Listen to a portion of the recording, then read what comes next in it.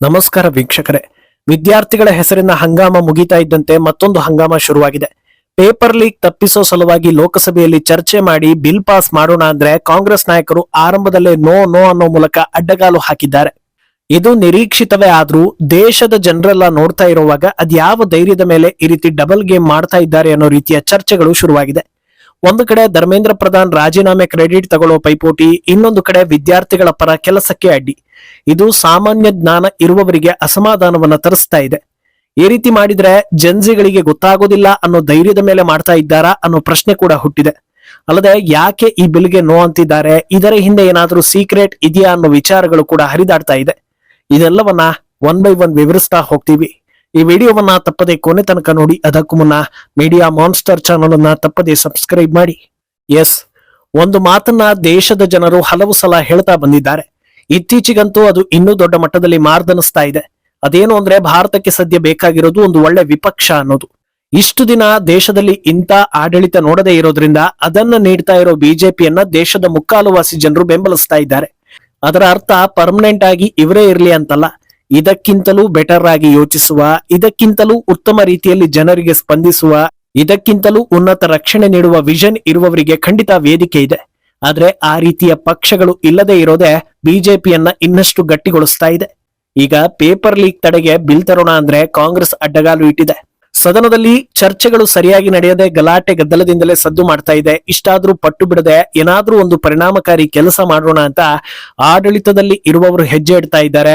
ಸದ್ಯ paper leak ಇಡೀ ದೇಶದಲ್ಲಿ ಸದ್ದು ಮಾಡಿದ್ರಿಂದ ಇದಕ್ಕೊಂದು ಕಡಿವಾಣ ಹಾಕೋಣ ಅಂತ ಇಂಟ್ರೆಸ್ಟ್ ತೋರಿಸಿದ್ರೆ ಅಲ್ಲೇ ಅಡ್ಡಗಾಲು ಬಂದಿದೆ. ಆಂಟಿ ಪೇಪರ್ ಲೀಕ್ ಬಿಲ್ ಮಂಡನೆ ಆಗ್ತಾ ಇದ್ದಂತೆ ವಿಪಕ್ಷ ನಾಯಕರ ಬೊಬ್ಬೆ ಶುರುವಾಗುತ್ತೆ. ಯಾರಿಗೂ ಮಾತಾಡೋದಕ್ಕೆ ಬಿಡದೆ ಬಿಲ್ ಬಗ್ಗೆ ಚರ್ಚೆ ಮಾಡದೆ ಒಕ್ಕೊರಲಿನಿಂದ ಎಲ್ಲರೂ ಅಪೋಸ್ ಮಾಡಿದ್ದಾರೆ. ಇದನ್ನ ಹೇಗೆ ವಿಮರ್ಶೆ ಮಾಡಬೇಕು ಅನ್ನೋದೇ ಸಾಮಾನ್ಯ ಜ್ಞಾನ ಇರುವವರಿಗೆ ಅರ್ಥ ಆಗ್ತಾ ಇಲ್ಲ. ಯಾವುದೇ ಸಾಕ್ಷಿ ಆಧಾರ ಇಲ್ಲದೆ ಪೇಪರ್ ಲೀಕ್ಗೆ ಧರ್ಮೇಂದ್ರ ಪ್ರಧಾನ್ ಕಾರಣ ಅಂತ ಪಟ್ಟು ಬಿದ್ದು ಗಲಭೆ ಎಬ್ಬಿಸಿ ಅವರನ್ನ ಕೆಳಗಿಳಿಸಿದ್ರು. ಸರಿ, ರಾಜೀನಾಮೆಗಿಂತ ಮಕ್ಕಳ ಭವಿಷ್ಯ ಮುಖ್ಯ ಅಂತ ಮುಂದಿನ ಕ್ರಮ ಕೈಗೊಂಡು ಬಿಲ್ ಜಾರಿ ಮಾಡೋದಕ್ಕೆ ಹೋದ್ರೆ ಅಡ್ಡಗಾಲು. ಇದರಿಂದ ಯಾವ ರೀತಿಯ ಸಂದೇಶವನ್ನ ಕೊಡ್ತಾ ಇದ್ದಾರೆ ಅನ್ನೋದು ಜನರಿಗೆ ಅರ್ಥ ಆಗ್ತಾ ಇಲ್ಲ. ಪೇಪರ್ ಲೀಕ್ ವಿಚಾರವನ್ನ ನಾವು ಕಡೆಗಣಿಸಿಲ್ಲ ಅನ್ನೋದನ್ನ ದೇಶದ ಜನರಿಗೆ ಸ್ಪಷ್ಟಪಡಿಸೋದಕ್ಕೆ ಪ್ರಧಾನಿ ಮೋದಿ ಮಧ್ಯರಾತ್ರಿ ಬಂದು ಸಂದೇಶವನ್ನ ನೀಡಿದ್ರು. ಮರುದಿನ 10 ಕೋಟಿ ದಂಡ, 10 ವರ್ಷ ಜೈಲು ಶಿಕ್ಷೆ, ಫಾಸ್ಟ್ ಟ್ರ್ಯಾಕ್ ಕೋರ್ಟ್ಗಳ ಸ್ಥಾಪನೆ ಭರವಸೆ ನೀಡಿದ್ರು. ಅದರ ಅನುಷ್ಠಾನ ಆಗೋದು ಈ ಬಿಲ್ ಪಾಸ್ ಆಗೋ ಮೂಲಕವೇ. ಈ ಬಿಲ್ ನಲ್ಲಿ ಏನೆಲ್ಲ ಇನ್ಕ್ಲೂಡ್ ಆಗಿದೆ, ಇದು ಯಾವ ರೀತಿ ಪರಿಣಾಮ ಬೀರುತ್ತೆ, ಇದರಿಂದ ಭವಿಷ್ಯದಲ್ಲಿ ಪೇಪರ್ ಲೀಕ್ ತಡೆಯಬಹುದಾ, ಇದೆಲ್ಲ ಚರ್ಚೆ ಮಾಡೋ ಕೆಲಸ ಯಾರದ್ದು?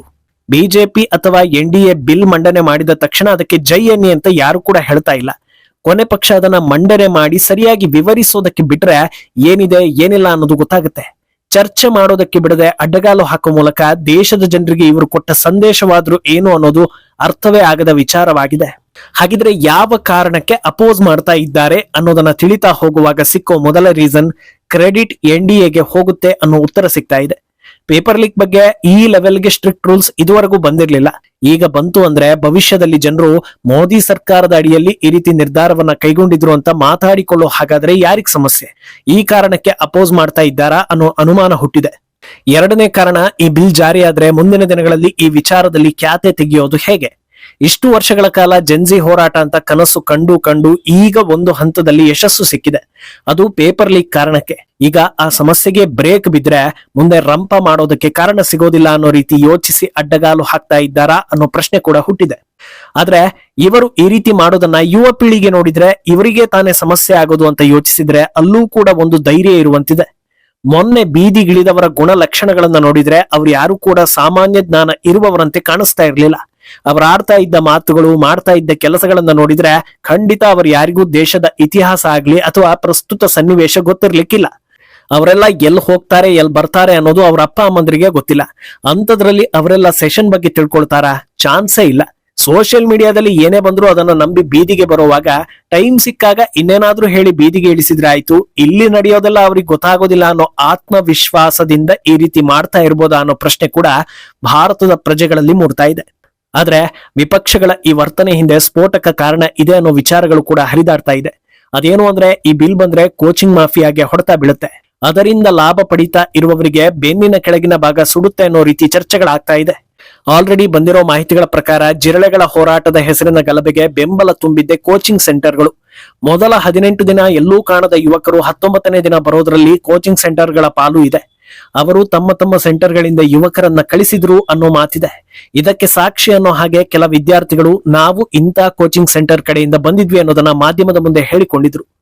ಪೇಪರ್ ಲೀಕ್ ಆಗೋದರ ಹಿಂದೆ ಕೋಚಿಂಗ್ ಸೆಂಟರ್ಗಳ ಪಾಲು ಎಷ್ಟು ದೊಡ್ಡ ಮಟ್ಟದಲ್ಲಿ ಇರುತ್ತೆ ಅನ್ನೋದು ನೀಟ್ ಹಗರಣದ ಆರೋಪಿಗಳಿಂದಲೇ ಸಾಬೀತಾಗಿದೆ.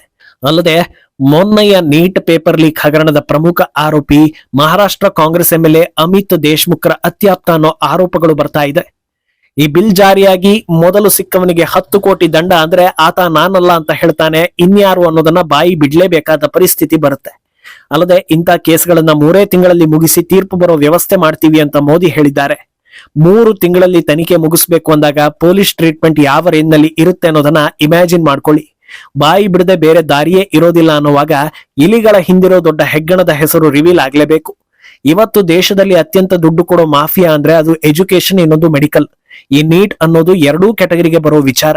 ಆದ್ರಿಂದ ಇದರ ಲಾಭವನ್ನ ಹಾಳು ಮಾಡಿಕೊಳ್ಳಲು ಇಷ್ಟ ಇಲ್ಲದೆ ವಿರೋಧಿಸ್ತಾ ಇದ್ದಾರಾ ಅನ್ನೋ ಅನುಮಾನಗಳು ಕೂಡ ಬರ್ತಾ ಇದೆ. ಇನ್ನು ಇಷ್ಟೆಲ್ಲ ರಂಪ ರಗಳೆಗಳಿಂದ ಕೇವಲ ರಾಜಕೀಯಕ್ಕೆ, ವಿದ್ಯಾರ್ಥಿಗಳಿಗೆ ಮಾತ್ರ ಸಮಸ್ಯೆ ಆಗ್ತಾ ಇಲ್ಲ.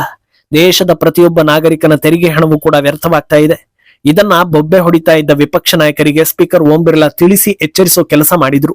ಸದನದಲ್ಲಿ 1 ಗಂಟೆ ಕಲಾಪಕ್ಕೆ ತಗುಲೋ ಖರ್ಚು 1.5 ಕೋಟಿ ರೂಪಾಯಿ. ಕಳೆದ 8 ದಿನಗಳಿಂದ ಸದನ ನಡೀತಾ ಇದ್ದು ಇದು ಸರಿಯಾಗಿ ನಡೆಯದೆ ಗಲಾಟೆಗಳ ಗೂಡಾಗ್ತಾ ಇರೋದ್ರಿಂದ ಬರೋಬ್ಬರಿ 45 ಕೋಟಿ ರೂಪಾಯಿ ಹಣ ವ್ಯರ್ಥವಾಗಿದೆ. ಇದಕ್ಕೇನಾ ಜನರು ಒಬ್ಬ ನಾಯಕರನ್ನ ಆರಿಸಿ ಲೋಕಸಭೆಗೆ ಕಳಿಸೋದು? ಇಷ್ಟು ದುಡ್ಡು ಒಬ್ಬೊಬ್ಬ ರಾಜಕಾರಣಿಗೆ ಜುಜುಬಿ ಅನ್ನೋ ರೀತಿ ಇರ್ಬೋದು.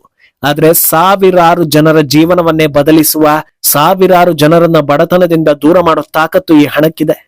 ಇದರ ಮೌಲ್ಯ ಗೊತ್ತಿಲ್ಲದೆ ಈ ರೀತಿ ಅಡ್ಡಪಡಿಸ್ತಾ ಇರೋದು ಯಾವ ಆಯಾಮದಲ್ಲಿ ಸರಿ ಅನ್ನೋದಕ್ಕೆ ಜನರು ಉತ್ತರವನ್ನ ಬಯಸ್ತಾ ಇದ್ದಾರೆ. ನೋಡುವಷ್ಟು ನೋಡಿ ಓಂ ಬಿರ್ಲಾ ಸಮಯಾವಕಾಶವನ್ನು ಕೊಟ್ಟು ನಿಮ್ಮ ಸಮಸ್ಯೆಗಳನ್ನ ಬಗೆಹರಿಸಿಕೊಂಡು ಚರ್ಚೆಗೆ ಬನ್ನಿ ಅಂತಲೂ ಕರೆ ಕೊಟ್ರು. ಆದ್ರೆ ಈಗ ಕಾಂಗ್ರೆಸ್ ಹಾಗೂ ವಿಪಕ್ಷಗಳು ಯಾವ ಕಾರಣಕ್ಕೆ ಈ ಬಿಲ್ಗೆ ಅಡ್ಡಗಾಲು ಹಾಕಿದ್ದು, ಮಂಡನೆ ಮಾಡೋ ವೇಳೆ ಗಲಾಟೆ ಮಾಡಿದ್ದು ಯಾಕೆ, ಈ ಬಿಲ್ನಿಂದ ಯಾರಿಗೆ ಯಾವ ರೀತಿ ನಷ್ಟ ಆಗುತ್ತೆ, ಇದನ್ನ ಸುಧಾರಿಸೋದಕ್ಕೆ ಅವರ ಬಳಿ ಏನಾದ್ರೂ ಐಡಿಯಾ ಇದೆಯಾ, ಈ ಬಿಲ್ ಬಾರದೇ ಇದ್ರೆ ಅದರಿಂದ ಅವರಿಗೆ ಏನು ಲಾಭ, ಇದೆಲ್ಲದಕ್ಕೂ ಸ್ಪಷ್ಟ ಉತ್ತರ ನೀಡಿದ್ರೆ ಜನರಿಗೂ ಒಂದು ಕ್ಲಾರಿಟಿ ಸಿಗುತ್ತೆ. ಆದ್ರೆ ಅದನ್ನ ಮಾಡ್ತಾರಾ ಇಲ್ವಾ ಅನ್ನೋದು ಸದ್ಯಕ್ಕಿರೋ ಪ್ರಶ್ನೆ. ಈ ಬಗ್ಗೆ ನಿಮ್ಮ ಅಭಿಪ್ರಾಯವನ್ನ ತಪ್ಪದೆ ಕಮೆಂಟ್ ಮೂಲಕ ತಿಳಿಸಿ. सभी दल के सदस्य इस विधेयक पर अपने चर्चा दें. इस विधेयक पर पहली बार 91 संशोधन भी आए हैं. इसलिए मेरा आग्रह है इस पे सबके विचार और मत आना चाहिए. लोकतंत्र में सबके मत और विचार आना ही लोकतंत्र की ताकत होती है. इसलिए विधेयक पर आपके विचार आए. नारेबाजी, तख्तियां लहराने से विधेयक पर विचार नहीं आता.